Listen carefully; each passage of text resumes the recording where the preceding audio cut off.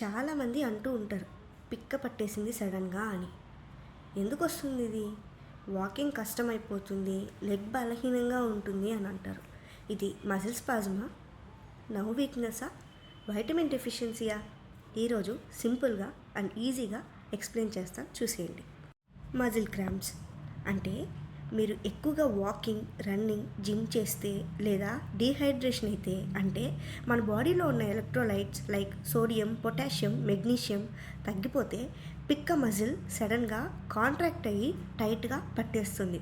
ఇది usually few మినిట్స్లో relax అయిపోతుంది. మజిల్ పట్టేసింది అనగానే మజిల్ క్రామ్ అని అనలేం కదా, అది నర్వ్ వీక్నెస్ కూడా అయి ఉండొచ్చు కదా.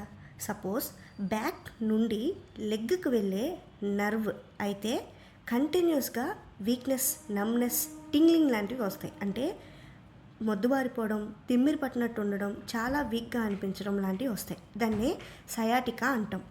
కొన్ని కేసెస్లో ఫుడ్ డ్రాప్ కూడా వస్తుంది, అంటే వాక్ చేయడం కష్టమైపోతుంది. సో నర్వ్ ప్రాబ్లం వల్ల లాంగ్ లాస్టింగ్గా వీక్నెస్, తిమ్మిరి పట్టడం, నమ్నెస్ రావడం జరుగుతుంది. ఇంకా వైటమిన్ డి డెఫిషియన్సీ, మరీ ఫ్రీక్వెంట్ క్రాంప్స్, వీక్నెస్ వస్తే ఒకసారి వైటమిన్ డి కూడా సస్పెక్ట్ చేయాలి. వైటమిన్ డి తగ్గిపోతే కాల్షియం అబ్జార్ప్షన్ డిస్టర్బ్ అవుతుంది, మజిల్స్, బోన్స్ వీక్ అయిపోతాయి. ఇమీడియట్ రిలీఫ్ కోసం స్ట్రెచ్ చేసి జెంటిల్గా మసాజ్ చేయండి.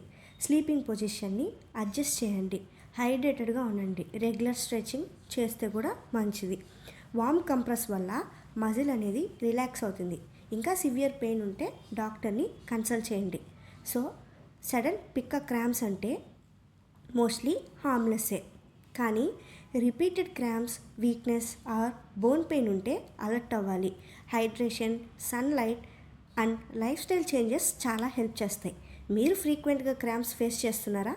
కామెంట్స్లో చెప్పండి. నెక్స్ట్ వీడియోలో మీ క్వశ్చన్స్ డిస్కస్ చేద్దాం. ఈ వీడియో మీకు ఇన్ఫర్మేటివ్ అనిపిస్తే లైక్ అండ్ సబ్స్క్రైబ్ చేయడం మర్చిపోకండి.